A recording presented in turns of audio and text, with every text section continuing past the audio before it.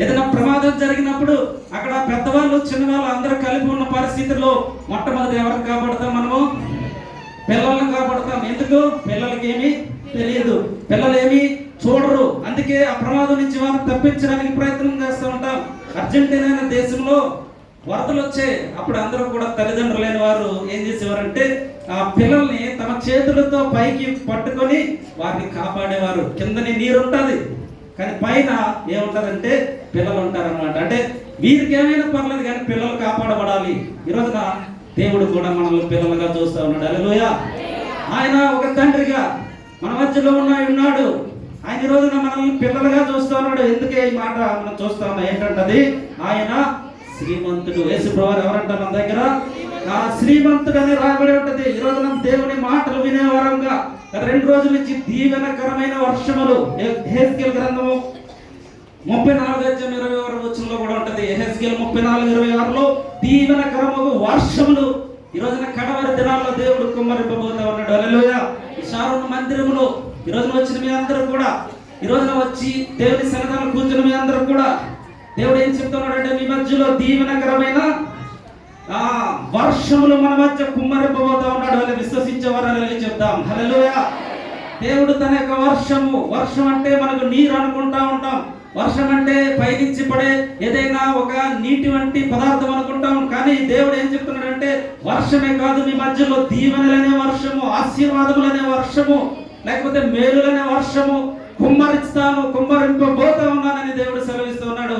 విశ్వసించడానికి నీవు సిద్ధంగా ఉన్నావా? ఈ రోజున దేవుని యొక్క మందిరములో వచ్చిన మనందరం కూడా దేవుని యొక్క వాక్యాన్ని వినడానికి మనము ప్రయత్నిస్తూ ఉన్నావా? పౌలు గారు బందీగా ఉన్న సందర్భంలో అతడు ఒక పత్రిక రాస్తాడు అనమాట.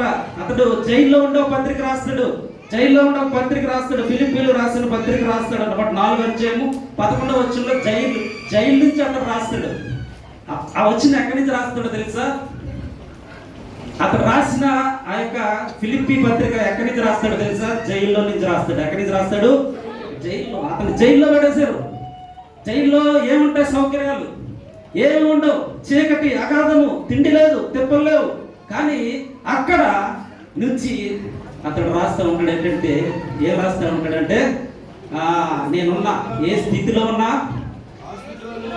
నేను ఏ స్థితిలో, నా స్థితిలోనే సంతృప్తి కలిగి ఉండా నేను నేర్చుకుంటా ఉన్నాను. ఈ రోజున నేర్చుకోవడానికి ఎంతమంది ఇష్టపడుతూ ఉంటారు? అదే బందీ అయిన పరిస్థితుల్లో కూడా అతడు సంఘాన్ని బలపరచడానికి పత్రికలు రాస్తూ ఉన్నాడు. సంఘాన్ని బలపరచడానికి అనేక మాటలు తెలియపరుస్తూ ఉన్నాడు. ఈరోజు ఈ మాట ఎందుకు చెప్తున్నారంటే మనము ఈరోజు అభిషేకం పొంది ఉన్నాం, దేవుని రక్షణ తెలుసుకుని ఉన్నాం. ఈరోజు నా రక్షణ అనేక మందికి తెలియజెప్పేవారుగా ఉన్నావా? క్రీస్తు మేడలను తెలియజేసేవారుగా ఉన్నామా? యెహెజ్కేలు గ్రంథము 41:7 ఉంటది. గోడ మేడలు ఎక్కిన కొలదంట అది వెడల్పై ఉంటదంట. అంటే అర్థం ఏంటో తెలుసా? అక్కడ గోడ మేడలు లేకపోతే గదులు వెళ్తూ ఉంటే పైకి వెళ్తా ఉన్న కొలది మందిరపు చుట్టూనున్న మేడ గదుల అంతస్తులు మెడల్పా కూర్చుండేను గనుక మందిరపు పై భాగము మరీ వెడల్పుగా ఉన్న. చూడండి, అక్కడ పైకి వెళ్ళే కొలది వెడల్పోతా ఉంటుంది, గదులు వెడల్పోతా ఉన్నాయి. ఎంతమందికి పెద్దిల్లు కావాలని ఇష్టం ఉంది? చేయలేదండి, అందరికీ ఇష్టమే. మనం కట్టడం తర్వాత కానీ పెద్దిల్లు కావాలని అందరూ కూడా కోరుకుంటారు. మన గదులు పెద్దగా ఉండాలని కోరుకుంటాం. బెడ్రూమ్ పెద్దగా ఉండాలి, హాల్ పెద్దగా ఉండాలి, కిచెన్ ఇంకా పెద్దగా ఉండాలి, ఇంకా కావాల్సింది ఇంకేమైనా అన్ని. అంటే ప్రతిదీ కూడా వెడల్పుగా ఉండాలని ఇష్టపడతాం మనం. ఎందుకంటే వెడల్పు అన్నది మనకి ఇష్టము. ఇక్కడ కూడా ఏం చేస్తుందంటే వెడల్పు ఎప్పుడు వస్తుందో తెలుసా? పైకి వెళ్ళే కొలది వెడల్పు అవుతా ఉంది. ఈ రోజున మన భక్తి జీవితం పైకి వెళ్తే కొద్ది దేవుడు వెడల్పు చేస్తూ ఉంటాడు. హల్లెలూయా. సంతోషకరంగా ఉంచుతూ ఉంటాడు. కిందకు దిగేవారముగా ఉన్నామా, పైకి ఎక్కేవారంగా ఉన్నామా? క్రైస్తవ విశ్వాసులుగా ఈ రోజున వాక్యం వింటున్నాం మనం. 2 రోజుల నుంచి వాక్యం వింటున్నాం మనం.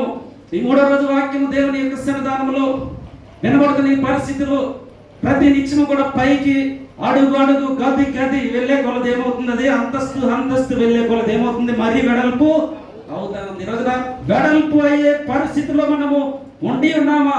ఈ రోజున దేవుని దీవెనలు కావాలంటే మనం చిన్నతనంలో ఉన్న వారి వల్లే ఉండకూడదు. ఇక్కడ ఎవరైనా చిన్నపిల్లలు ఉంటే వాళ్ళు ఒక ప్రశ్న అడిగాను అనుకోండి, ఇసుకను చూపించి ఒక ప్రశ్న అడిగాను వాళ్ళు, ఇసుకతో ఏం చేస్తావు అని అడిగితే ఏం చెప్తాడు? వెంటనే ఏమంటాడు? ఇసుక చూపిస్తే ఏమంటాడు? ఆడుకుంటాడు. సింపుల్ ఇది. ఇందులో ఇసుక చూపించగానే ఏమంటాడు? ఇసుక కాబట్టి వెంటనే ఆడుకుంటాడు. మీకు చెప్పినా జరగకపోయినా అక్కడ ఆల్రెడీ స్టార్ట్ చేస్తాడు. మీరు వెంటనే వాళ్ళ పైకి లాగాలి. అదే పెద్దవాళ్ళు ఉన్నారు, వాళ్ళ దగ్గర ఇసుక చూపించాం, కూర్చొని ఆడుకుంటాడా? కూర్చొని ఆడుకుంటే ఏమంటారు? కూర్చొని ఆడుకుంటే ఏమంటాడు? చిన్నపిల్లడికి పెద్దకి తేడా ఉందా? తిడతారు కదా, ఎంత పెద్దయో ఇసుకలో ఆడుకుంటున్నావేంటి, ఏమైంది నీకు?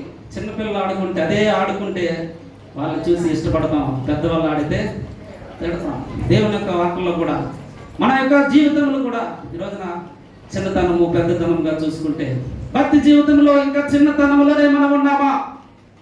భక్తి జీవితంలో మనం ఇంకా ఆరంభ స్థితిలోనే ఉన్నామా? ఆడుకునే స్థితిలో ఉన్నామా? లేకపోతే మనము ఇంకా దేవుని యందు భయభక్తులు వెళ్ళే పైకి వెళ్ళే స్థాయిలో మనం ఉన్నామా? అపోస్తలుల కార్యంలో 16వ అధ్యాయము 6వ వచనంలో కూడా ఒక మాట ఉంటుంది ఏంటంటే, దేవుని వాక్యము అపోస్తలుడైన పౌలు చెప్పడానికి వెళ్తున్న సందర్భంలో నీవు ఎక్కడికి వెళ్తా ఉన్నావు అని పరిశుద్ధాత్ముడు అతన్ని గద్దించి చెప్తూ ఉంటుందంటే, నువ్వు వెళ్ళాలనుకున్న ప్రదేశం ఇటుపక్క అయితే, ఆసియా నువ్వు వెళ్ళాలనుకుంటున్నావు, నువ్వు వెళ్ళొద్దు అక్కడికి. పరిశుద్ధాత్మ చెప్తా ఉంది ఏంటంటే, నువ్వు ఆసియా వెళ్ళొద్దు. నువ్వు వాక్యం చెప్పడానికి పరిశుద్ధాత్ముడు ఏం చెప్తున్నాడంటే, నువ్వు ఆసియా వెళ్ళొద్దు, ఇంకొక ప్రాంతం కూడా వెళ్ళొద్దు, నువ్వు ఎక్కడికి వెళ్ళొద్దు, నువ్వు వెనక్కి వెళ్ళిపో. అపోస్తలుడైన పౌలు ప్రయాణం చేయడానికి ముందుకు వెళ్తూ ఉంటే పరిశుద్ధాత్ముడు ఆపేస్తూ ఉన్నాడు. ఎందుకో తెలుసా? అక్కడ వెళ్ళడం దేవునికి ఇష్టం లేదు, అక్కడ వెళ్ళే సందర్భం అది కాదు. ఈ రోజున నీవు నేను మనము కూడా అనేక సార్లు మన యొక్క చిత్త ప్రకారం వెళ్తా ఉన్న సందర్భంలో కొన్ని ఆటంకాలు రావచ్చు, కొన్ని ఇబ్బందులు రావచ్చు. ఖచ్చితంగా అది దేవుని చిత్తమని నమ్మాలి. హల్లెలూయా. పరిశుద్ధాత్ముడే ఆపేయడం నమ్మాలి.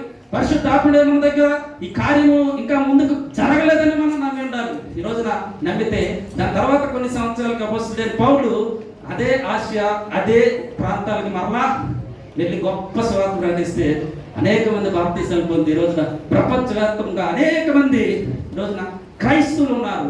ఇక్కడ కూడా మంచి బాప్తీసాలు పొంది ఉన్నారు ఈ రోజున. ఎందుకు ఈ మాట చెప్తున్నానంటే, దేవుని యొక్క కార్యములు ఈ లోకంలో జరుగుతున్న కొలది యెహోవా దేవుడు మన దగ్గర ఉన్న సందర్భంలో మనము మన విశ్వాసాన్ని పెంచుకొని అనేక మందికి తెలియజేసే వారంగా ఉండి, మన కుటుంబం మొత్తం కూడా క్రీస్తును తెలుసుకునే వారంగా ఉంటే, ఒక కుటుంబంలో ఉన్నారు భార్య క్రైస్తవురాలు, భర్త ఏమో క్రైస్తుడు కాదు అన్యుడు, భార్య క్రైస్తవురాలు, భర్త హిందూ. వాళ్ళ కొడుకు ఏం చేశాడంటే ఒక ముస్లిం అమ్మాయిని లేపుకొచ్చాడు. ఏంటంది అంటే ఎన్ని మతాలు వచ్చాయి ఇప్పుడు ఇంట్లో? 3 వచ్చేసాయి. అంటే ఆ యొక్క కుటుంబం ఏ విధంగా ఉంది, కుటుంబము ఇంకా వాళ్ళ పరిస్థితి ఏ విధంగా ఉంది, కుటుంబంలో కలహములు, కుటుంబంలో అనేకమైన ఇబ్బందులు, 3 మతాలు హ్యాండిల్ చేయాలి. ఇప్పుడు ఒక కుటుంబం ఎన్ని మతాలని, ఎంత కష్టమైన పరిస్థితి. ఈ రోజున అనేక కుటుంబాలు ఈ విధంగానే ఉన్నాయి. దేవుని నమ్మిన మనము ఈ రోజున విశ్వాసముల ముందు కొనసాగేటప్పుడు క్రీస్తును ఈ రోజున రక్షకునిగా మనం స్వీకరించిన మనము శ్రీమంతుడైన దేవుడు, ఈ రోజున మనం చెప్పిన మొట్టమొదటి మాటగా శ్రీమంతుడైన దేవుడు మన దగ్గర ఉన్నాడని మనం నమ్మి ఉండాలి.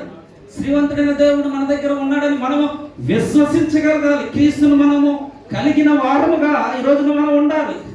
దేవుని యొక్క వాక్యం అదే సూటిగా సెలవిస్తూ ఉంది. దేవునిని మనము ఈ రోజున శ్రీమంతుడైన దేవుని విశ్వసించే వారముగా మనము ఉండి ఉన్నామా? ఇక్కడ అందరూ చూడండి, ఇక్కడ వాటర్ బాటిల్ అనుకోండి, ఇది వాటర్ బాటిల్ ఇక్కడ పెట్టారు, చూస్తున్నారు అందరూ. ఇక్కడ ఏముంది? దీన్ని మందు బాటిల్ అనుకోండి. అంతా ఏమనుకోండి, దీన్ని ఏంటంటే ఇది మందు బాటిల్ అనుకోండి. సరే, ఈ మందు బాటిల్ని నేను పట్టుకున్నాను, నాకేమైనా అవుద్దా? ఏమైనా అవుద్దా చెప్పండి. నేను పట్టుకున్నాను, ఏమవుద్దా? చూస్తున్నారు కదా అందరూ. నేను ఎలా పట్టుకుని వెళ్తున్నాను, నాకేమైనా అవుద్దా? పట్టుకుని ఏమవుద్దా? ఏమవుద్దు. నేను నా జోబులో పెట్టుకున్నాను, ఏమైనా అవుద్దా? ఏమవుద్దు. మరి ఎప్పుడు ఇది మనకి ఇబ్బంది పడుతుంది? నేను ఇప్పుడు ఇలా ఓపెన్ చేసి ఇలా తాగాను అనుకోండి, ఏమవుద్దు? ఇప్పుడు దాని యొక్క పవర్ని ఈ లోకంలో కూడా మనము ఇటువంటి పరిస్థితులు ఉన్నాం. లోకం దగ్గర ఉండండి, లోకంలోనే ఉండండి, లోకం పట్టుకునే ఉండండి, కానీ లోకంలో మనం కలవకూడదు. హల్లెలూయా. లోకంలో మనం కలవకూడదు. లోకాన్ని మనము జయించిన వారంగా ఉండాలి, పైకి వెళ్ళే వారంగా మనం ఉండాలి. పట్టుకొని నేను జోబులేలా నన్ను ఎవరేం అడగరు, నన్ను ఏం అనుకోరు ఎవరు, నాకేం అవ్వదు కూడా, నేను దేవుని విశ్వాసనే. కానీ ఎప్పుడైతే అది నా శరీరంలోకి వెళ్తుందో అప్పుడే దాని నుంచి వచ్చిన పవర్ నాకు కనిపిస్తుంది. ఈ రోజున దేవుని వర్తమానం అనడానికి వచ్చిన మనము, ఈ రోజున దేవుని వర్తమానం ఇంకా నేను స్టార్ట్ చేయలేదు. నా వర్తమానం ఈరోజు ఏంటంటే, దేవుని మనము దాచుకునే ఎడల మనము ఏ విధంగా ఉంటాం, మనం ఏమి దాచుకోవాలి, మనం ఏమి దాచుకోకూడదు. ఇది నా అంశం. ఏంటంట చెప్పండి అందరూ.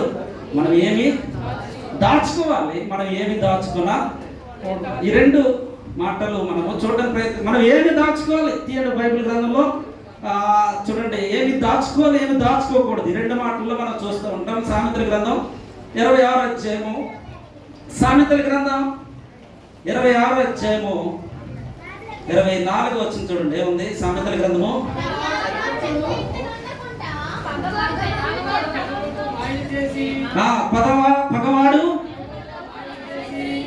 పగవాడు పెదవులతో మాయలు చేసి అంతరంగములో కపటము దాచుకునను. ఈరోజున కపటము దాచుకునను అని రాబడి ఉంటది. మనము ఏం చేయాలంటే కపటము దాచుకునే వారంగా ఉన్నామా పరిశీలన చేసుకోవాలి. కపటము ఒకవేళ మన జీవితంలో దాచుకొని ఉంటే ఈరోజున విశ్వాస జీవితము పైకి వెళ్ళదు, కిందకి వెళ్తూ ఉంటది. హల్లెలూయా. ఇందాక నేను చెప్పిన విధంగానే ఆ మెట్లు పైకి వెళ్ళదు, ఇంకా కిందకి వెళ్తూ ఉంటది.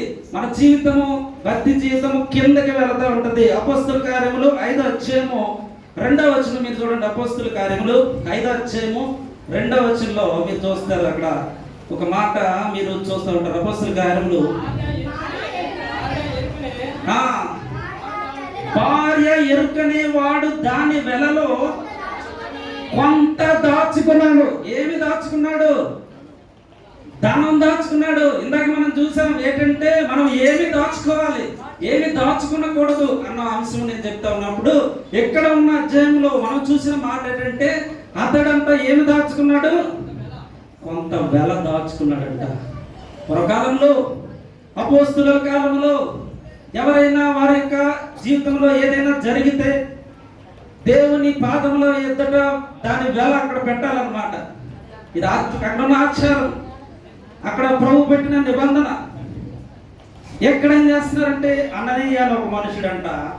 అననీయ అతని పేరు చెప్పండి అందరూ, అతని పేరేంటి? అననీయ. అతడు ఏం చేస్తున్నాడంటే, అతడు తన పొలమును అమ్మాడు.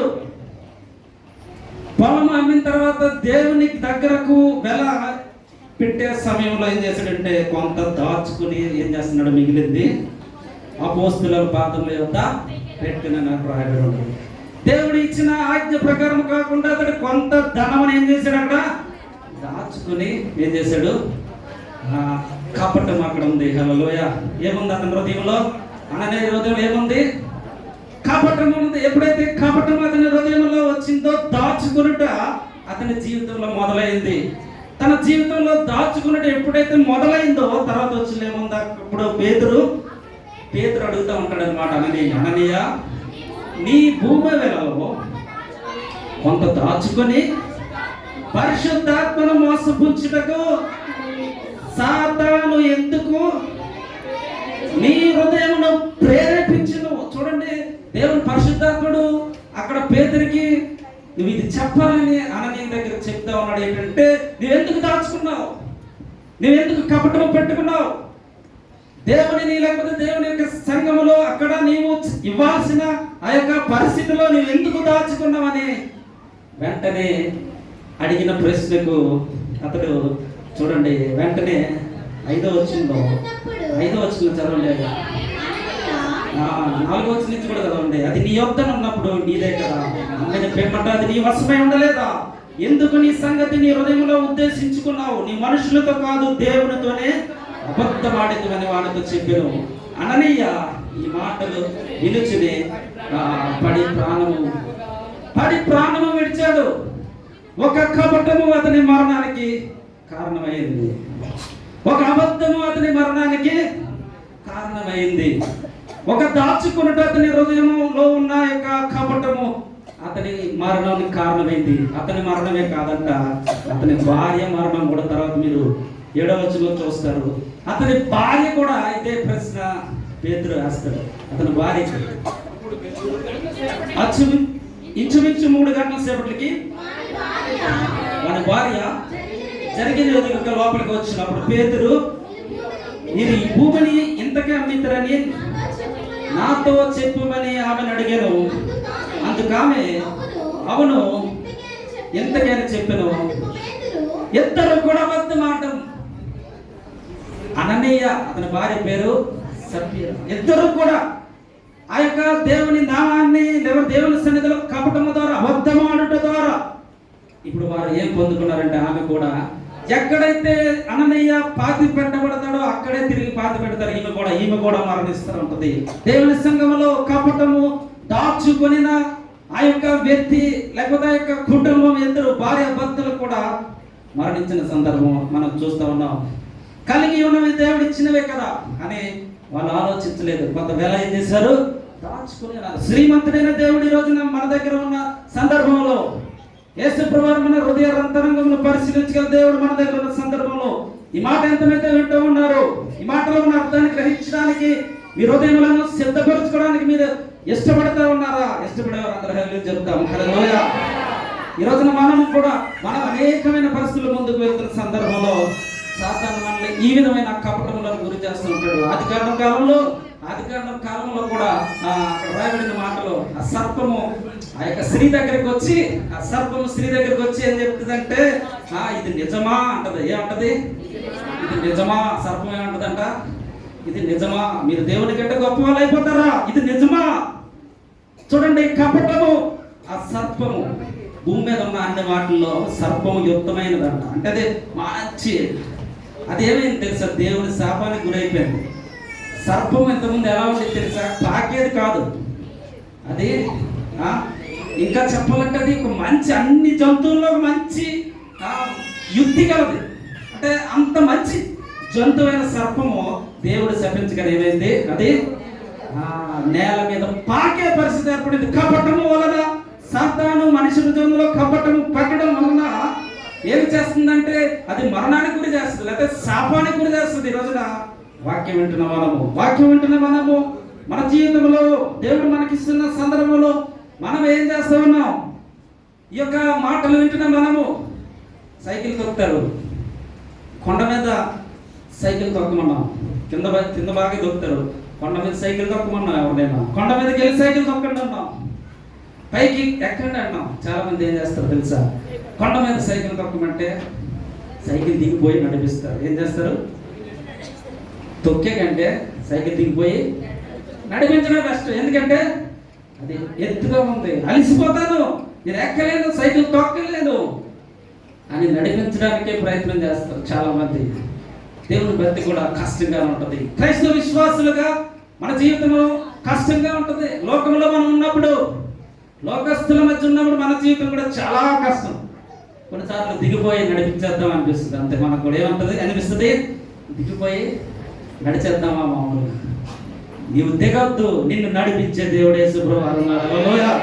ఎంత ఎత్తును వెదిగినా, ఎంత పైకి నువ్వు ఎక్కాల్సి వచ్చినా, ఎన్ని కష్టములు వచ్చినా, ఎన్ని ఇబ్బందులు వచ్చినా, ఎన్ని సోదరులు వచ్చినా సరే నిన్ను నడిపించడానికి యేసు ప్రభువు ఉన్నారు. హల్లెలూయా. విశ్వాసము కలిగిన ప్రజలుగా ఈ రోజున మీరు ఎవరైతే ఉన్నారో, యేసు ప్రభువు ఇచ్చిన రక్షణ తెలుసుకున్న మనము ఈ రోజున మన సహాయము యేసు ప్రభువు సహాయం చేయడానికి దేవుడు మన దగ్గర ఉన్నారు. అక్కడ 2వ దినవృత్తాంతాల గ్రంథము 14:11 ఒక ఆశా అని ఒక రాజు ఉంటాడు. అతనికి ఏం జరుగుతుందంటే అతనికి ఎదురుగా అనేకమైన ఇబ్బందులు వస్తూ ఉంటాయి. శత్రు సైన్యం అక్కడికి వస్తూ ఉంటది. శత్రు సైన్యము అనేకమైన రథముల ద్వారా, గుర్రముల ద్వారా అతని దగ్గరకు వస్తూ ఉంటారు. ఇతను ఒక పెద్ద రాజు, కానీ శత్రువులు ఇంకా అంతకంటే ఎక్కువ మంది ఉన్నారు. ఇతను పెద్ద రాజు అయిన శత్రువులను ఎదిరించలేని పరిస్థితి అన్నమాట. శత్రువులైన వారు ఎక్కువ మంది ఉన్నారు, దేవుని నమ్మిన ఈ జనాంగం తక్కువ మంది ఉన్నారు. ఇటువంటి పరిస్థితుల్లో అతను ఒక మాట చెప్తాడు. ఏంటంటే 2వ దినవృత్తాంతం గ్రంథం 14:11 ఏమని చదవండి అక్కడ? ఆశా తన దేవుడైన యెహోవాకు మొర్రపెట్టి యెహోవా విస్తారమైన సైన్యము చేతిలో ఓడిపోకుండా బలము లేని వారికి సహాయము చేయుటకు నీకన్నా ఎవరినో లేరు. హల్లెలూయా. అతను పలుకుతున్న మాట ఏంటంటే సహాయము చేయుటకు నీకన్నా ఎవరు ఈ రోజున దేవుడి దగ్గర దేవుని సన్నిధానంలో వచ్చిన మనము నీకన్నా ఎవరు లేరని జీవితాంతం చెప్పగలిగే ఆశ నీకు ఉన్నదా? క్రైస్తవ విశ్వాసులుగా ఇంకా చదవడం అక్కడ ఏముంది? యెహోవా మాకు సహాయం చేయము, నిన్నే నమ్ముకొని ఉన్నాం. మాకు సహాయం చేయము, నిన్నే నమ్ముకొని ఉన్నాం. నీ నామమును బట్టి నీ నామమును బట్టే మాకు ఎదురుగా వస్తున్న సైన్యము, ఎదురుగా వస్తున్న ఏవైతే శత్రు సమూహములు ఈ రోజున మేము జయించగలమని విశ్వాసంతో దేవుని ప్రార్థన చేస్తూ ఉన్నాడు. ఆషా అనే రాజు, అతను యోధా రాజు అన్నమాట. ఒక మంచి రాజు అతను. ఆ యొక్క యోధా వంశావళిలో అతడు ఒక మంచి రాజుగా అతడు ఉన్నాడు. అతడు పలుకుతున్న మాట అంటే నీకన్నా ఎవరు లేరు. ఈ రోజున ప్రభువా నీకన్నా ఎవరు లేరు. రాత్రి విన్నారు కదా, కొంతసేపటికి మనము ఏం చేస్తాం, కొంతమంది ఏమంటారు వాటికి రచ్చల తగ్గకపోతే రచ్చలు కట్టేస్తారు. తగ్గకపోతే ఏం కట్టేస్తాం మనం? రచ్చలు నాకు తెలియదు ఆ పదాలు కొన్ని కట్టేస్తారు. మరలా ప్రార్థన చేస్తారు. అన్ని వాడేస్తాం ఏవైతే ఉన్నాయో, ఈ మన దగ్గర ఏవైతే ఉన్నాయో, ఎక్కడైతే ఎవరైతే ఉన్నారో ఫలానా ఊర్లో ఫలానా వాడు ఉన్నాడంటే అక్కడికి వెళ్ళిపో. ఏదైతే మన దగ్గర ఉన్నాయో మన దగ్గర అన్నిటిని కూడా మనం వాడేస్తాం. సహాయం వచ్చేటకు నీకన్నా ఎవరు లేరనే విశ్వాసము కలిగిన విశ్వాసులు దేవునికి కావాలి. హల్లెలూయా. ఈరోజు నా సహాయం చేయటకు నీకన్నా ఎవరు లేరని రాజు ప్రకటిస్తున్నాడు, ఆశారాజు. ఈరోజున మనము ప్రకటించగలుగుతున్నామా? ప్రభువా నీకన్నా సహాయం చేయవారు నాకు ఎవరినో కూడా లేరు అని ఈ రోజున చెప్పగలమా? ఈ రోజున తండ్రి ఒక పాస్టర్ గారు అన్నమాట. అతనికి 2 కుమారులు. రైట్ అతని పేరు. ఆ కుమారులు 2 పేర్లు కూడా రైట్ సోదరులు అంటాం. వాళ్ళు ఏం కనిపెట్టారో తెలుసా? అమెరికా దేశంలో ఒక పాస్టర్ గారి కుమారులు వాళ్ళ తండ్రి ఏం నేర్పించేవాడంటే ఆకాశ పక్షులను చూడు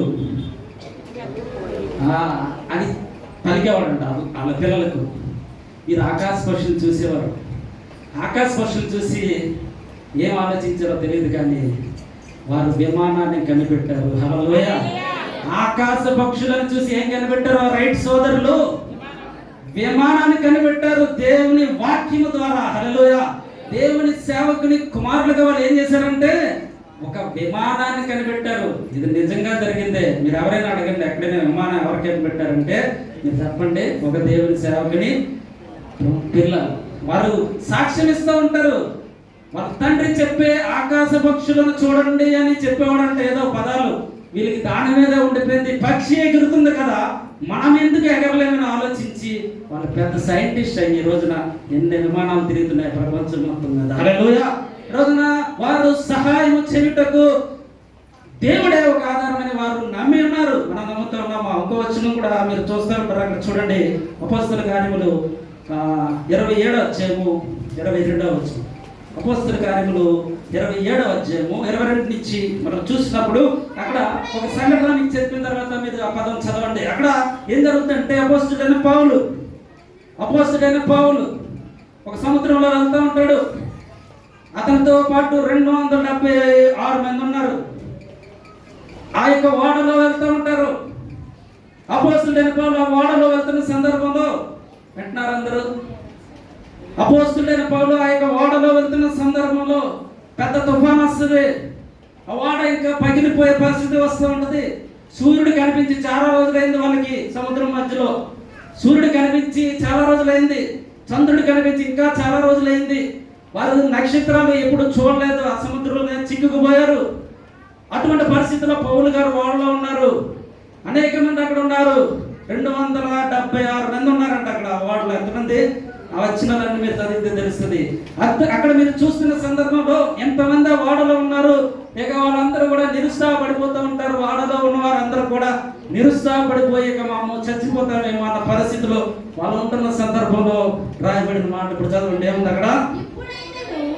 ఇప్పుడైనను ధైర్యము తెచ్చుకొనుడి. హల్లెలూయా చెప్పండి అందరూ. ఇప్పుడైనను ధైర్యము తెచ్చుకొనుడి. ఈ మాట ఎవరు పలుకుతున్నారంటే అపోస్తలుడైన పౌలు మిగిలిన వారితో పలుకుతున్నాడు. ఏంటంటే మీరు అనుకుంటా ఉన్నారు మీరు చనిపోతామని, మీరు అనుకుంటా ఉన్నారు మీరు అక్కడ ఇక ఉండలేరు అని, మీరు అనుకుంటా ఉన్నారు ఈ వాడ ఇంకా ఉండదు అని. ఇప్పుడైనను మీరు ధైర్యము తెచ్చుకున్నది. హల్లెలూయా చదవండి. ఇంకా మిమ్మల్ని వేడుకొనుచున్నాను, ఇప్పుడైనా మీరు ధైర్యం తెచ్చుకొని మిమ్మల్ని వేడుకొనుచున్నాను. వాడకే కానీ వాడకే కాదు మీలో ఎవరి ప్రాణానికి కూడా హాని. ఎంత పెద్ద తుఫాను వచ్చినా సరే సముద్రం మధ్యలో మనం అందరం ఉన్నాం, 275 మంది ఉన్నాం. ఎంత పెద్ద తుఫాను వచ్చినా సరే వాడకి కానీ వాడలో ఉన్న వారికి కానీ ఏమీ అవ్వదని అక్కడ స్టేట్మెంట్ రాయబడి ఉంది. ఈ రోజున అక్కడ మాట ఇంకా చదవండి. అక్కడ ఏముంది నెక్స్ట్?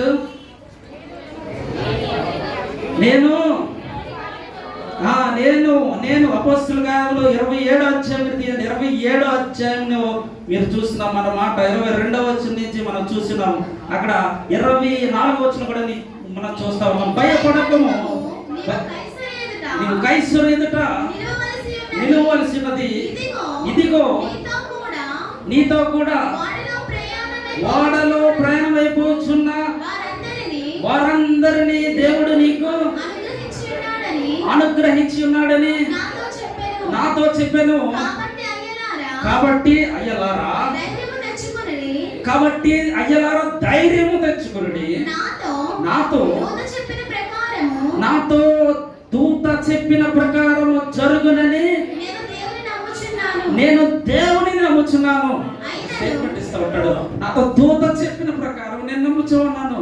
మీరు నమ్మితే దేవుని మహిమ కార్యములు చూస్తారు అని బైబిల్ అనేక సార్లు మనకు తెస్తా ఉంది. ఈరోజు మనము నమ్మిక కలిగిన వారంగా ఈరోజు మనం ఉండామా విశ్వాసం కూడికలో లేకపోతే ఉపవాస ప్రార్థనలో ఆదివారమున మనము దేవుని సన్నిధానములో ఈ యొక్క మాట మనం చెప్పగలమా? ధైర్యము తెచ్చుకునండి. కాబట్టి దేవుని దూత చెప్పిన ప్రకారము జరుగునని నేను దేవుని నమ్ముచున్నానని ఒక మాట మీరు ఎంతమంది విశ్వాసముతో మీరు ముందుకు కొనసాగలరు? ఈ మాట మనం చెప్పగలమా? చెప్పిన ప్రకారము జరుగును. దేవుని చిత్త ప్రకారము ఏదైనా జరుగును. జరగకుండా ఏమీ ఉండదు. భయపడతా ఉంటాం. రైల్వే ట్రాక్ మీరు చూసినప్పుడు పగలు చాలా అందంగా ఉంటుంది, అక్కడికి వెళ్ళడానికి ఇష్టపడతారు. రైల్వే ట్రాక్ అక్కడ ట్రైన్ వెళ్తాం సందర్భం. అదే రాత్రి సమయంలో అక్కడికి వెళ్తామంటే భయం వస్తుంటుంది. ఎందుకంటే రైల్వే ట్రాక్ పగలు ఎంత అందంగా ఉంటుందో రాత్రి వచ్చినప్పటికి అంతా భయంగా ఉంటుంది అన్నమాట. ఒకటే ట్రాక్, ఒకటే ట్రైన్. ఆ యొక్క పగలు చాలా అందంగా కనబడుతూ ఉంటుంది. అక్కడికి వెళ్ళి చూడడానికి ఇష్టపడతాం. రాత్రులు అక్కడికి వెళ్ళడానికి భయపడుతూ ఉంటాం. ఈరోజు నేను ఎందుకు మాట చెప్తున్నానంటే కొన్నిసార్లు మన జీవితంలో ఇటువంటి పరిస్థితి వస్తూ ఉంటుంది. ఆలోచన మనము తీసుకునే అవకాశం కూడా మన దగ్గర ఉండదు. కానీ బైబిల్ ప్రకారం మనం చెప్తా ఉంది ఏంటంటే ధైర్యము తెచ్చుకోండి. ఏం చెప్తా ఉంది? ధైర్యం తెచ్చుకోండి. ఉపవాస ప్రార్థనలో ధైర్యం తెచ్చుకునే వారముగా మనం ఉన్నామా? రోజున మనము దాచుకున్నామా? కపటమును దాచుకుంటే ఏమవుద్ది? మనము అననీయ సప్ఫీరా ఇంకొకరు ఉంటారు అక్కడ, గెహాజీ. రాత్రి మనం చూసాం. ఆ వచనం కూడా తీయండి. 2వ రాజులు 5వ అధ్యాయం 24వ వచనంలో 2వ రాజులు 5వ అధ్యాయం 24వ వచనంలో 5వ అధ్యాయం 24వ వచనం 2వ రాజులు 310వ పేజీలో ఉంటుంది. 24వ వచనం. మెట్ల దగ్గర వారు రాగానే వారి యొద్ద నుండి గెహాజీ వాటిని తీసుకొని ఇంటిలో దాచి, ఇక్కడ ఏం చేశాడు? ఇక్కడ కూడా దాచాడు. ఇందాక అననీయ కూడా దాచాడు. ఇక్కడ గెహాజీ కూడా ఏం చేస్తున్నాడు? దాచాడు. ఏంటి దాచాడు? ఇతను అననీయ అయితే దేవుని సొమ్మును దాచాడు. ఇక్కడ కూడా ఇతను ఏం చేస్తున్నాడు అంటే ఆ నయమాను శుద్ధి పొందిన తర్వాత ఆ నయమాను ఎలీషాకి కానుకిద్దాం అనుకుంటాడు అనమాట. రాత్రి విని ఉన్నాం కదా, ఎలీషా కానుకిద్దాం అనుకుంటాడు. ఎలీషా వద్దంటాడు. ఆ కానుక నాకు వద్దు, నీవే ఉంచుకో అంటే అతను సరే అని వెళ్ళిపోతారు. వెళ్ళిపోయిన కొంతసేపటికి ఆ యొక్క ఎలీషా యొక్క శిష్యుడైన గెహాజీ, అతని పేరేంటంట గెహాజీ. అతను ఏం చేస్తాడంటే, మా గురువు గారు అలాగే చెప్తాడు, నేను వెళ్ళి ఎలాగైనా ఆ యొక్క కానుక లేకపోతే ఇచ్చే కానుకలు వెళ్ళి తీసుకుంటాము అని ఆ యొక్క నయమాన్ దగ్గరికి వెళ్ళి అక్కడ డబ్బులన్నీ కలెక్ట్ చేసుకొని అక్కడ ఇచ్చినవన్నీ కూడా తీసుకొని ఆ ఇంటికి తీసుకొని వెళ్ళి అక్కడ అన్ని పట్టుకొని దాచేసి, ఇప్పుడు ఎలీషా దగ్గరికి వెళ్తే ఎలీషాకి తెలియదు ఇవన్నీ, అన్నీ తెలుసు. ఎందుకంటే అతడు దేవుని ఆత్మపూర్ణుడు. హల్లెలూయా.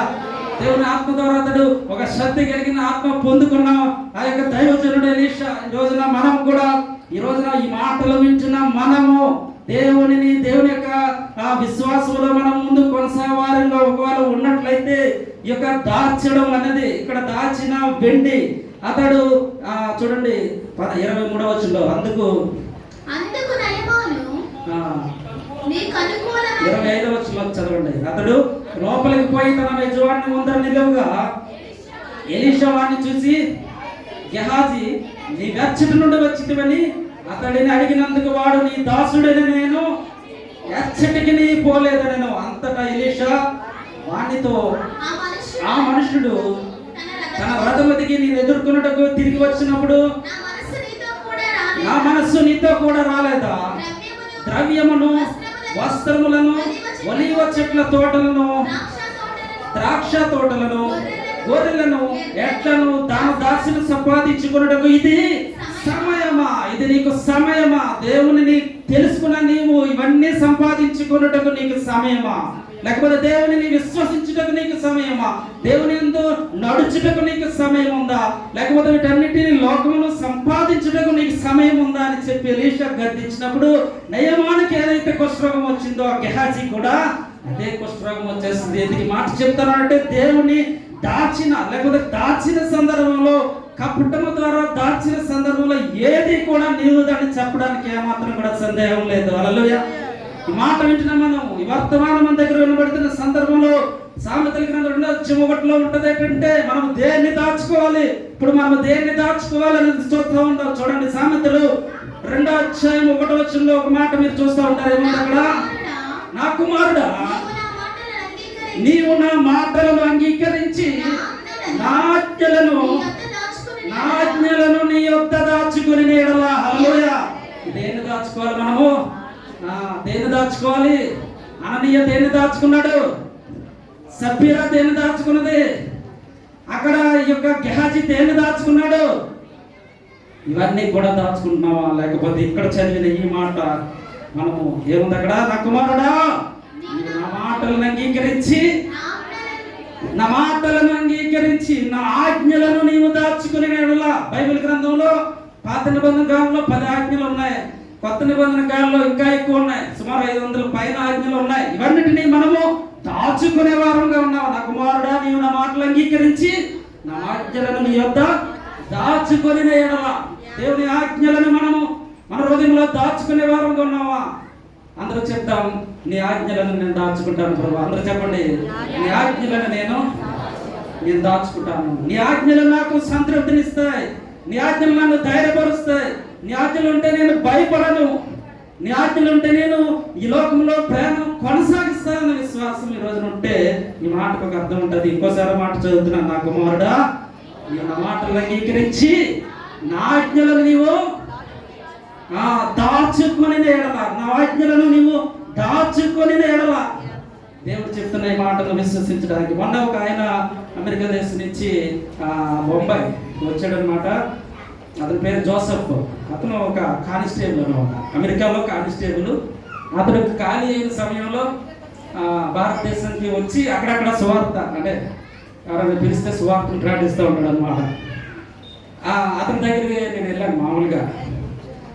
అతను ఒక మాట చెప్పాడు అక్కడ ఏంటంటే, అతడు పోలీస్ కదా, అమెరికా దేశంలో అతడు పోలీస్ అనమాట. అమెరికా దేశంలో పోలీస్ అంటే చాలా పెద్ద పొజిషనే. అక్కడ ఏం జరుగుతుందంటే ఎక్కువ గన్ కల్చర్ ఎక్కువ ఉంటుంది, కిడ్నాప్లు ఎక్కువ ఉంటాయి, కిడ్నాప్లు కూడా చేస్తారు. ఇతడు ఒక కేసు వచ్చింది. ఏ కేసు అంటే, ఒక తండ్రి తన కుమారుడిని కిడ్నాప్ ఎవరు చేసేస్తారు. ఆ తండ్రి కంప్లైంట్ ఇస్తాడు అన్నమాట ఇతని దగ్గరికి వచ్చి. జోసెఫ్ అనే ఒక కానిస్టేబుల్ దగ్గరికి వచ్చి కంప్లైంట్ ఇస్తాడు. అతని కుమారుని ఎవరో కిడ్నాప్ చేస్తారు అన్నమాట. ఆ తండ్రి తన కుమారుని కిడ్నాప్ చేశారని వీళ్ళకి ఇచ్చారు. వాళ్ళు డిమాండ్ చేస్తూ ఉన్నారు, ఇంత డబ్బు నీవు ఇస్తే ఈ కుమారుని విడుదల చేస్తావు. అటు నుంచి డిమాండ్లు వస్తూ ఉన్నాయి. పోలీసులను ఆశ్రయించాడు, ఇతని దగ్గరికి వచ్చి ఆశ్రయించాడు, కానీ ఎక్కడ అవకాశం దొరకట్లా. ఆ యొక్క విడిపించే విధానంలో డబ్బులు అవ్వకుండా విడిపించే విధానం పోలీసులు ట్రై చేస్తున్నారు, కానీ అక్కడ అవ్వట్లేదంట. ఇతని దగ్గరికి వచ్చినప్పుడు కూడా ఇతను అనేస్తున్నాడు, చూద్దాంలేండి. ఏమైనా ఎత్తున్నాడు పోలీసులు అంటే, చూద్దాంలేండి, మీరు కంప్లైంట్ ఇచ్చారు కదా, దొరికితే చూద్దాం, మరి దొరకకపోతే మరి మేమేం చేస్తాం, కిడ్నాప్ ఎవరో చేస్తారు, మేము ట్రై చేస్తాం. కానీ తండ్రి ఏమంటున్నాడంటే, పోలీసుల మాట కంటే ఇంకొక మాట అతను ఎంచుకున్నాడు. ఏంటంటే వాళ్ళు ఎంత డిమాండ్ చేస్తూ ఉన్నారు అంతా ఇవ్వడానికి అతను ఇష్టపడి ఉన్నాడు. హల్లెలూయా. ఎందుకు మాట చెప్తున్నానంటే, పోలీసుల వల్ల ఇంకా కాదు, వాళ్ళు ఎంత అడుగుతున్నారో అంత నేను ఇచ్చేస్తాను అని పోలీసుల దగ్గరికి వచ్చి చెప్తున్నాడంట. నేను ఇచ్చేస్తాను, నా కుమారుడు నాకు తిరిగి నాకు అప్పచెప్పండి. వాళ్ళు దానికి ఇష్టపడట్లేదు, పోలీసులు దానికి ఇష్టపడట్లేదు. పోలీసులు ఇష్టపడతారా దానికి? డబ్బులు ఇచ్చి ఇడిపించుకునేది పోలీసులు ఇష్టపడతారా? ఇష్టపడరు. కానీ తండ్రి ఏం చేశాడంటే సీక్రెట్గా అంట వాళ్ళతో, ఎవరైతే కిడ్నాపర్స్ ఉన్నారో వాళ్ళతో మాట్లాడి, పోలీసులతో సంబంధం లేకుండా అతనితో మాట్లాడి, వాళ్ళు ఎంత డిమాండ్ చేస్తున్నారు అంతా, ఇతని ఇల్లు, ఇతని యొక్క ఉన్న ప్రతి ఆస్తి అంతా అన్ని వాళ్ళు ఎంతైతే డిమాండ్ చేస్తున్నారో అంతా ఇచ్చి తన కుమారుని విడిపించుకున్నాడంట. పోలీస్ కేసు ఇంకా లేదు. ఎందుకు మాట చెప్తున్నానంటే, తన యొక్క జీవితంలో కుమారుని విడిపించుకోవడానికి తన యొక్క ప్రయత్నం, ఎంత ప్రయత్నం, మామూలు ప్రయత్నం అది. ఈరోజున తన యొక్క డబ్బు, తన యొక్క ఆస్తి మొత్తం ఇచ్చి అతన్ని విడిపించుకున్నాడంట. ఒక ప్రదేశంలో వెళ్ళి అక్కడ ఒక్కడే వెళ్ళి ఆ కిడ్నాపర్స్ దగ్గర ఆ డబ్బును సమర్పించి తన కుమారుని విడిపించుకున్నాడు. ఎందుకు మాట చెప్తుంది, నిజంగా సంఘటన ఎందుకు చెప్పినారంటే, ఈరోజున మన జీవితంలో కూడా ఈరోజున మనం విడిపించడానికి ఎవరు కూడా సహాయం చేయలేదు. ఈరోజున మనం విడిపించుకోవడానికి లోకంలో దేని సహాయం మన దగ్గర ఉండదు. కేవలం మనలో విడిపించగలగడానికి, లేకపోతే మనలో ఈ లోకంలో ముందుకు నడిపించగలడానికి ఒకే ఒక వ్యక్తికి అవకాశం ఉంది. ఆయన యేసు ప్రభువారు మనల్ని విడిపిస్తా ఉన్నాడు. తన బలం మొత్తం, తన శరీరాన్ని, తన యొక్క రక్తాన్ని చూడండి కార్చి సిలువలో ఎంతకంటే విలువైన తన శరీరాన్ని సమర్పించి మనం అందరినీ విడిపించడానికి ఆయన ముందుకు వస్తా ఉన్నాడు. విశ్వసించడానికి నీ ముందు ఉన్నావా? ఈరోజు నా యేసు ప్రభువారు మన దగ్గర ఉన్న సందర్భంలో ఆయన నిన్ను విడిపిస్తూ ఉంటాడు. ఆయన నిన్ను బంధకములో నుంచి విడిపిస్తూ ఉంటాడు. ఎంత ఇబ్బంది అయినా, దేని వల్ల అవసరము లేకపోయినా, దేని వల్ల కాదు అని నీకు ఒక స్టేట్మెంట్ వచ్చిన సందర్భంలో ఒకే ఒక ఆధారము ఎవరంటే యేసు ప్రభువారు అనడంలో ఏమాత్రం సందేహం లేదు. హల్లెలూయా. ఈ రోజున విశ్వాసం కలిగిన మనము, ఈ రోజున ఈ యొక్క మాటలు వింటున్న మనము, ఈ సామెతల గ్రంథంలో మనం చదివిన ఆ మాట 2వ అధ్యాయం 1వ వచనం ప్రకారం మనము దేవుని ఆజ్ఞలను మనము గైకొని ఎడల దేవుడు మనకు సహాయం చేసే దేవుడు మన దగ్గర ఉన్న దేవుడు, ఆయన మనల్ని రక్షించగల సమర్థుడు. ఆ ఆజ్ఞలను విశ్వసించడానికి, ఇష్టపడడానికి నీవు నేను తీర్మానం చేసుకోవడానికి ముందుకు వెళ్తా ఉంటామా? ఈ యొక్క ఉజ్జీవ కూడికలు, ఉపవాస కృతజ్ఞత కూడికలు, మరి దైవజనులు అందరూ కూడా గొప్పగా మరి అనేక మంది వినేటట్టుగా, హృదయంలో వెళ్ళేటట్టుగా కొన్ని మాటలు మనకు తెలియజేస్తున్నారు. కొన్నిసార్లు ఈ మాటలు అరుదుగా మనకు వినిపిస్తూ ఉంటాయి. వినిపించిన సందర్భంలో ఆ మాటను గుర్తెరిగి ఉన్నావా? ఇంత ప్రయాసపడి మనం పెట్టిన ఈ యొక్క మీటింగ్లకు ఒక ఫలితము దేవుడు అనుగ్రహించాలంటే, దేవుని యొక్క దీవెనలు మనము పొందుకోవాలంటే ఈ మాటలను మనము విశ్వసించాలి. విత్తబడిన వాక్యం మన హృదయంలో ఫలింపజేయగలగాలి. క్రీస్తును మనము కలిగి ఉన్న మనము ఈ రోజున విశ్వాసము కలిగి ముందుకు కొనసాగితే, యేసు ప్రభువును నీవే నాకు రక్షకుడు అని పట్టుకొని మనము విశ్వసిస్తే, ఒక రోజు కాదు, 2 రోజులు కాదు, 3 రోజులు కాదు, లేకపోతే 1 సంవత్సరం కాదు, ఎప్పటికైనా ఫలితాన్ని నీవు చూస్తావు. ఈరోజు నాకు చూస్తాను నేనన్న వాళ్ళు హరి చెప్తావు. హల్లెలూయా. దేవుని మనం చూస్తాం. దేవుని యొక్క అద్భుతములు మన జీవితంలో చూడగలగడానికి దేవుడు సహాయం చేసే సమర్థుడు. న్యాయాధిపతి ఒక ఆయన ఉంటాడు. అతని దగ్గరికి ఒక ఆవిడ ప్రతిసారి వెళ్తూ ఉంటుంది, నా యొక్క సమస్య తీర్చండి, నా యొక్క సమస్య తీర్చండి. నాకు సమస్య తీర్చండి అని ప్రతిరోజు, ప్రతి నెల, ప్రతి సంవత్సరం వెళ్తూ ఉంటుంది. కాళ్ళు ఎరిగిపోయేటట్టు తిరుగుతుందంట. ఆ న్యాయాధిపతి దగ్గరకు ఒక స్త్రీ తన సమస్యతో, ఆ యొక్క న్యాయాధిపతి విసిగిపోయి ఈమెకి ఏదో ఒక సహాయమో చేద్దామన్న విశ్వాసంతో ఏం చేస్తాడంటే ఆ యొక్క సమస్యను అతను తీరుస్తూ ఉంటాడు. ఎందుకు తీర్చాడు? ఆమె వేడుకున్నది ఎన్ని రోజులు? ఒకరోజు కాళ్ళు ఎరిగేటట్టుగా తిరగగానే ఏమైంది? సహాయము ఆమెకు అనుగ్రహించబడింది. ఈరోజు నాకు సహాయము కావాలని దేవుని యొక్క ఆ మాటల్లో మనము ముందుకు కొనసాగేసి చివరిగా హెస్కేల్ గ్రంథం 34 అధ్యాయము 26వ వచనంలో కూడా మీరు చూసినప్పుడు మొట్టమొదటి మనం చెప్పిన మాట ప్రకారము సహాయం చేసేగల దేవుడు యేసు ప్రభువుని మనం విశ్వసిస్తే, మనము దాచుకున్నది దేవుని వాక్యము, మనం దాచుకున్నది కపటము కాదు అని మనం విశ్వాసముతో ముందుకు కొనసాగిస్తే ఒక వాగ్దానం మీకు చదివి వినిపిస్తున్నప్పుడు అక్కడ ఉంది. ఏ వాగ్దానం ఉన్నది? వారిని నా పర్వతము చుట్టుపక్క స్థలములలో దీవెనకరముగా చేయుదును, ఋతువుల ప్రకారము వర్షము కురిపించదను. దీవెనకరముగా వర్షములు, ఋతువుల ప్రకారం వర్షములు, దీవెనకరమైన వర్షములు. ఈరోజు ఈ వాగ్దానం దేవుడు 3 దినాల్లో దేవుడు మనకు అనుగ్రహించిన గాక. దేవుని కృపతో ఈ సంఘము నానాటికి వర్ధిల్లును గాక. దేవుని యొక్క వాక్యము ఈ యొక్క షారోను సంఘం విన్న వారందరికీ కూడా దీవెనకరంగా ఉండును గాక. ఆశీర్వాద వర్షంలో దేవుడు కురియచ్చేదేను గాక. యేసు ప్రభువారి రక్షణ సువార్తను మధ్య ప్రకటించబడును గాక. అనేకులు ఈ యొక్క ఉజ్జీవాన్ని పొందుకొని మరలా అనేక సంవత్సరముల పాటు ఈ వాక్యాన్ని మీ యొక్క హృదయంలో 3 రోజులు విన్న వాక్యాన్ని మీ హృదయంలో దేవుడు ఖచ్చితంగా ఫలింపజేయను గాక. ఈ మాటలు ఇంతటితో ముగిస్తూ ఉన్నాను. దేవుడి వాక్యాన్ని దీవించి ఆశీర్వదించును గాక. అందరితో ఉంచుదాం, ప్రార్థన చేసుకుందాం. ప్రభువా, ఇంతవరకు మీ యొక్క వాక్యాన్ని ప్రభువా వినిపింపజేస్తాం. 3 రోజుల పాటు ప్రభువా ఇదే మాటలు వినబడి ఉన్నాయి.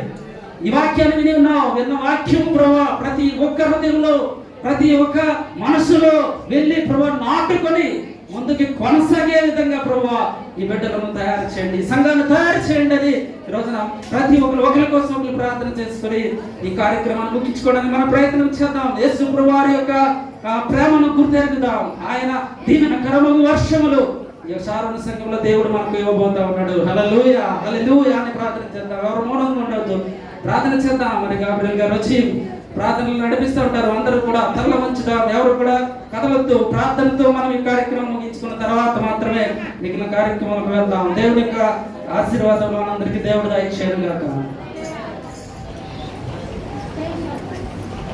మా పరమ తండ్రి, ఇంతవరకు నీ దాసుని మరుగుపరిచి పరిశుద్ధాత్మ దేవుడా, దేవుడు అని దేవా నాయనా నీ సన్నిధిలో చక్కగా మేమేళ దేవుల తండ్రి మీ పాదాల ఎదుట ఒదిగిపోవాలో నేర్పించిన మాటలు బట్టి నీ స్తోత్రం.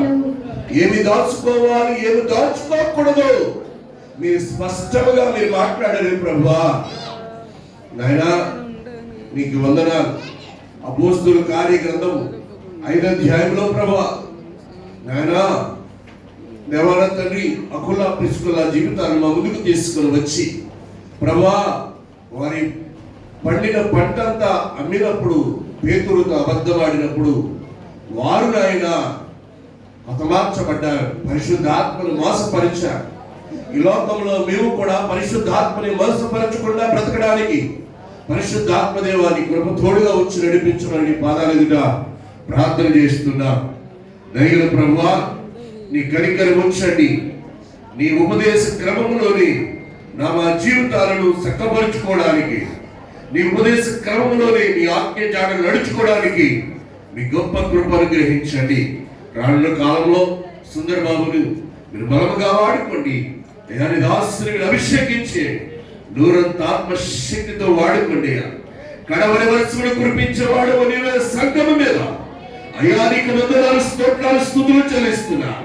ఓ దేవా ఆజ్ఞాభిషేకమును ఓ దేవరతని మీరు అడిగిస్తున్నందుకు స్తోత్రాలు చెల్లిస్తున్నాము దేవా.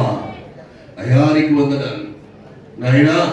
అంత్య దినములందు నా ప్రజలందరి మీద నీ ఆత్మను కుమ్మరిస్తానని ఎవరి ప్రవక్త ద్వారా మాట్లాడిన మాటలు, యేసు గ్రంథంలో మాట్లాడిన మాటలు ప్రభువా మీ సన్నిధిలో మిమ్మల్ని స్తుతిస్తున్నా తండ్రి. మీరు కనికరించి వాక్యానికి అనుగుణంగా సంఘము మేము అందరినీ కలిసి ఏకాత్మతో ఏక భావనతో అందరినీ సన్నిధిలో నిన్ను స్తుతించడానికి కృప దయచేయండి. అటు ఆత్మ నడిపింపు మాలో ప్రతి ఒక్కరికి దయచేయండి. నాయన గారు భాస్కర్ రావు గారికి మంచి ఆరోగ్యం దయచేయండి. ఆ ఎడమ కాలు చక్కగా తీసివేయలేకపోతున్నాడు దేవా, దయతో మీరు స్వస్థపరచమని అడుగుచున్నారు. మీ దాసులుగా కన్నీరు కాచి అడుగుచున్నారు ప్రభువా. మీ దాసుని స్వస్థపరచు. సంఘమందరినీ కలిసి ఏకీవించి ప్రార్థన చేస్తున్నాము రాజా. పరిశుద్ధాత్మ దేవుడా నీ దాసుని నడిపించండి. తనంతడు తాను నడవాలయ్యా. తనంతడు తాను లేచి నడిచి గంతులు వేస్తూ దేవుని స్తుతించాలి ప్రభు. అట్టి కృప దయచే, అట్టి ఆత్మ నడిపింపు దయచే, అట్టి బలముని దాసునికి వాడి ఈ 3 దినాలు ప్రతి ఒక్కరు పాలు పొందిన ఒక్కరిని కూడా మీరు దీవించండి. ప్రతి ఒక్కరిని ఈ కృపలో నడిపించండి. నీ రాకడ కలిగే ప్రతి ఒక్కరిని సిద్ధపరచండి. నీకే వందన. వాక్యాన్ని విడిచిపెట్టకుండా ప్రతి దినము ప్రతిరోజు ప్రతి ఉదయకాల సమయం సాయంకాల సమయం అవి నెమవేసుకోవడానికి నీ గొప్ప కృప దయచే. అటు ఆత్మ నింపుదల మాలో ప్రతి ఒక్కరికి, నాకు ప్రతి ఒక్కరికి మీరు దయచేయండి. నీకే వందనాలు. దైవజనుల అమ్మగారిని బట్టి స్తోత్రాలు. నైనా కుటుంబాన్ని దీవించండి. నైనా జాన్సన్ తనకిచ్చిన భర్తను సంతోషం కుటుంబాన్ని మీ కృపను నడిపించమని, నీ సేవలో బలముగా వాడుకోమని, పిల్లలందరినీ కూడా నీ సంరక్షణలో నడిపించమని, ఈ సంఘము నాటికి అభివృద్ధి పరచమని యేసు నామములో ప్రార్థిస్తున్నామా పరమ తండ్రి. ఆమేన్. కొరింథీయులకు రాసిన మొదటి పత్రిక 11వ అధ్యాయంలో కొన్ని వచనాలు మనం చదువుకుందాం. 20 వచనం నుండి కొన్ని వచనాలు చదువుకుందాం. 11-20. మీరందరూ కూడి వచ్చుచుండగా మీరు ప్రభువు రాత్రి భోజనము చేయుట సాధ్యము కాదు. ఎలయనగా మీరు ఆ భోజనము చేయనప్పుడు ఒకరికంటే ఒకడు ముందుగా తన మట్టుకు తాను భోజనము చేయుచున్నాడు. ఇందువలన ఒకడు ఆకలిగొనును, మరి ఒకడు మంతుడవును. ఇదేమి అన్నపానములు పుచ్చుకొనుటకు మీకు ఇల్లు లేవా? దేవుని సంఘమును తిరస్కరించి పేదలను సిగ్గుపరచుదురా? మీతో ఏమి చెప్పుదును? దేవునికి స్తోత్రం. కట్టించేనా దీనిని గూర్చి మిమ్మును మెచ్చుదునా? మెచ్చను. నేను మీకు అప్పగించిన దానిని 23వ వచనం. నేను మీకు అప్పగించిన దానిని ప్రభువు వలన పొందితిని. ప్రభువైన యేసు తాను అప్పగింపబడిన రాత్రి ఒక రొట్టెను ఎత్తుకొని కృతజ్ఞతాస్తుతులు చెల్లించి దాన్ని విరిచి, ఇది మీ కొరకైన నా శరీరము, నన్ను జ్ఞాపకం చేసుకున్నట్టుకై మీరు చేయడని చెప్పాను. ఆ ప్రకారమే భోజనమైన పిమ్మట ఎత్తుకొని, ఈ పాత్ర నా రక్తము వలన క్రొత్త నిబంధన, దీనిలో తాగినప్పుడల్లా నన్ను జ్ఞాపకం చేసుకున్నాడని నేను చేయడని చెప్పాను. ఈ రొట్టెను తిని ఈ పాత్రలో త్రాగినప్పుడల్లా ప్రభు వచ్చే వరకు ఆయన మరణము ప్రచురించుదురు. కాబట్టి ఎవడు అయోగ్యముగా ప్రభు యొక్క రొట్టెను తిన్నో లేక ఆ పాత్రలో తాగును ప్రభు యొక్క శరీరమును గూర్చి రక్తమును గూర్చి అపరాధికులు. కాబట్టి ప్రతి మనుషుడు ప్రతి సహోదరి ఏం చేసుకోవాలంటే తను పరీక్షించుకోవాలి. మన నడతలో, మన ప్రవర్తనలో, మన జీవితంలో దేవుని కొరకు ఎలా నిలబడుతున్నాం అనేది కూడా పరిశీలన చేసుకోవాలి. దైవజనులు నాయన్ గారు ప్రార్థన చేస్తారు. ప్రార్థన అనంతరం బలారాధనలో పరిశుద్ధమైన తండ్రి, నీకు వందనములు చెల్లిస్తున్నాం ప్రభు. నా తండ్రి, రొట్టెను పట్టుకొని కృతజ్ఞతాస్తుతులు చెల్లించావు తండ్రి. యేసయ్యా నీకే స్తోత్రం చెల్లిస్తున్నాం ఆయన. ఇది నా శరీరం, దీన్ని మీరు తీసుకుని తినడానికి చెప్పావు. అలాగే అలాగే ద్రాక్షరసం పట్టుకుని ఇది నా రక్తము అని చెప్పి అన్నావు తండ్రి నాయన. నా శరీరము తిని నా రక్తం త్రాగువాడే నిత్య జీవుల వాడని సెలవిచ్చిన ప్రకారం తండ్రి కార్యక్రమం జరిగిస్తున్నాం. అందుకు అర్హులం కాదు కానీ దయతో ఆయన మాలో తండ్రి ప్రభా ఆయన ప్రతి ఒక్కరూ కూడా విమర్శించుకొని ఆయన మీ యొక్క క్షమించబడి పరిశుద్ధపరచబడి దీంట్లో పాల్పొందడానికి సహాయం చేయమని మీరే మహిమ పొందమని యేసు నామంలో ప్రార్థించి వేడుకుంటున్నాము తండ్రి. ఆమేన్. అలాగే మీరు ప్రార్థనలో ఉండండి. మీ అద్దకు రొట్టె ద్రాక్షరసం వస్తుంది.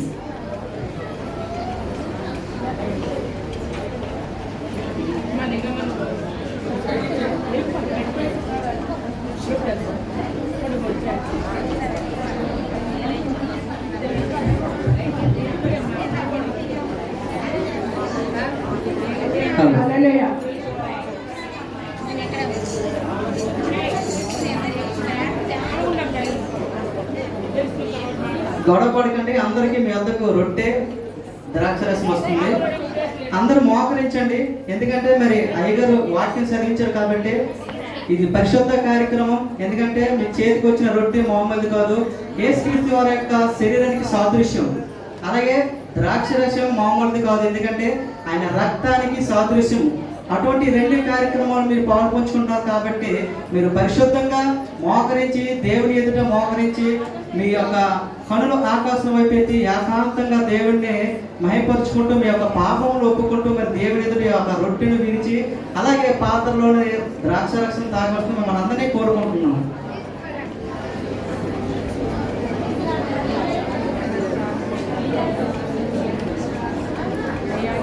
యేసు రక్తమే జయం, యేసు రక్తమే జయం, యేసు నామం ఉన్నత నామం. యేసు రక్తమే జయం, యేసు రక్తమే జయం, యేసు నామం ఉన్నత నామం. పేరు పెట్టి పిలిచిన వాడు విడువడు ఎన్నడు, ఆశ తీర్చు దేవుడు ఆదరించును. పేరు పెట్టి పిలిచిన వాడు విడువడు ఎన్నడు, ఆశ తీర్చు దేవుడు ఆదరించును. ఆశలన్నీ అడి ఆశలుగా మార్చనంత విపరీతముగా చేయునదే నీ పాపము. ఆశలన్నీ అడి ఆశలుగా మార్చునంత విపరీతముగా చేయునదే నీ పాపము. యెహోవా దయాళుడు, యెహోవా దయాళుడు, ఆయన కృప నిత్యముండును. యెహోవా దయాళుడు, యెహోవా దయాళుడు, ఆయన కృప నిత్యముండును. యేసు రక్తమే జయం, యేసు రక్తమే జయం, యేసు నామం ఉన్నత నామం. యేసు రక్తమే జయం, యేసు రక్తమే జయం, యేసు నామం ఉన్నత నామం. ఎవరు ఉండలేకపోయినా యేసు ఉంటే చాలు, లోకమంతా విడనాడిన నిన్ను విడువడు. ఎవరు ఉండలేకపోయినా యేసు ఉంటే చాలు, లోకమంతా విడనాడిన నిన్ను విడువడు. శ్రమలు బాధ హింస అయినను, కరువు వస్త్రహీనతైనను, ఖడ్గ మరణమే ఎదురైనను. శ్రమలు బాధ హింస అయినను, కరువు వస్త్రహీనతైనను, ఖడ్గ మరణమే ఎదురైనను. యేసు పునరుత్థానుడు, యేసు పునరుత్థానుడు, మరణపు బలము ఓడిపోయెను. యేసు పునరుత్థానుడు, మరణ మరణపు బలము ఓడిపోయిను. యేసు రక్తమే జయం, యేసు రక్తమే జయం, యేసు నామం ఉన్నత నామం. యేసు రక్తమే జయం, యేసు రక్తమే జయం, యేసు నామం ఉన్నత నామం. రొట్టె అందరి వారు నాశరత్న చేయి లేకుంటే మనల్ని ఎవరు విడిచినా, ఎవరు మనల్ని విడిచిపెట్టినా మన దేవుడు మాత్రం విడవడు. ఎవరు ఉండలేకపోయినా యేసు ఉంటే చాలు, లోకమంతా విడనాడిన నిన్ను విడువడు. అవును ప్రభు, ఎవరు విడిచినా, లోకమంతా మనల్ని త్రోసివేసిన దేవుడు మాత్రం మనల్ని విడవడు. లోకమంతా మనల్ని విడిచిన ఆయన నిన్ను విడువడు. శ్రమ యందును, బాధ యందును మన యందు దేవుడు ఎన్నో కార్యములు చేసుకున్నాడు, మనం గ్రహించలేకపోతున్నాం. ఎవరు ఉండలేకపోయినా యేసు ఉంటే చాలు, లోకమంతా విడనాడిన నిన్ను విడువడు. ఎవరు ఉండలేకపోయినా యేసు ఉంటే చాలు, లోకమంతా విడనాడిన నిన్ను విడువడు. శ్రమలు, బాధ, హింస అయినను, కరువు, వస్త్రహీనత అయినను, ఖడ్గ మరణమే ఎదురే అయినను. శ్రమలు, బాధ, హింస అయినను, కరువు, వస్త్రహీనత అయినను, ఖడ్గ మరణమే ఎదురే అయినను. యేసు పునరుద్ధానుడు, యేసు పునరుద్ధానుడు, మరణపు బలము ఓడిపోయెను. యేసు పునరుద్ధానుడు, యేసు పునరుద్ధానుడు, మరణపు బలము ఓడిపోయెను. యేసు రక్తమే జయం, యేసు రక్తమే జయం, యేసు నామం ఉన్నత నామం.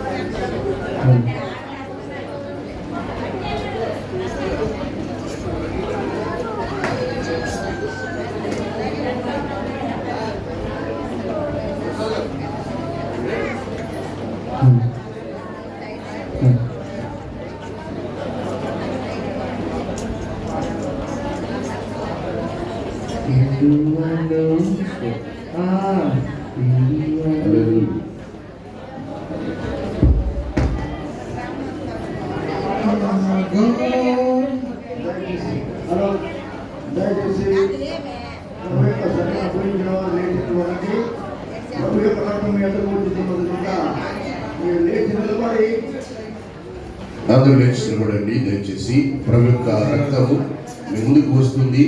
ప్రార్థనాపూర్వకంగా తీసుకోండి. ప్రభువా, నా దోషముల కొరకు, నా అతిక్రమ క్రియల కొరకు నీవు నలగొట్టబడ్డావు. వదులు దేపడిన గొర్రె పిల్లవలి నా కొరకు ప్రభువా ఆ యొక్క గొల్గొతా కొండపై ప్రభువా మీరు రక్తాన్ని కాల్చి ప్రాణాన్ని పెట్టి బలి పశువుగా నా కొరకు నీవు నలిగిపోయావయ్యా అని ఆ ధ్యానంతో మనం ఈ యొక్క ఆయన రక్తాన్ని స్వీకరించుకోవాలి. పద్ధతి ప్రకారంగా ఆనవాయితీకల కాదు. దేవుని యొక్క కలువరి శిలువ రక్తము ఆయన నీ పాపములు క్షమించి పరిశుద్ధపరిచేది యేసు రక్తం. ప్రతిరోజు పరిశీలన చేసుకోవాలి. ప్రతిరోజు ఆయన రక్తం చేత కడగబడాలి.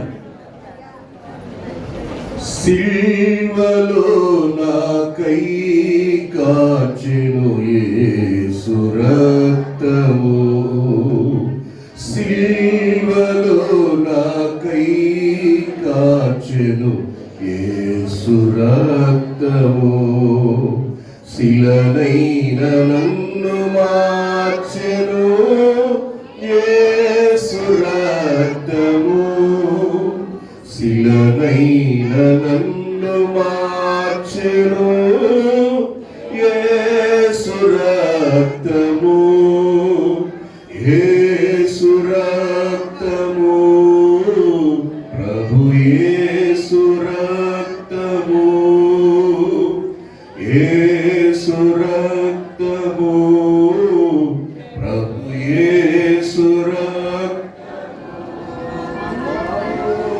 సిలువలో సిలువలో ఆ ఘోర కల్వరిలో తుడువల మధ్యలో వేలాడిన యేసయ్యా,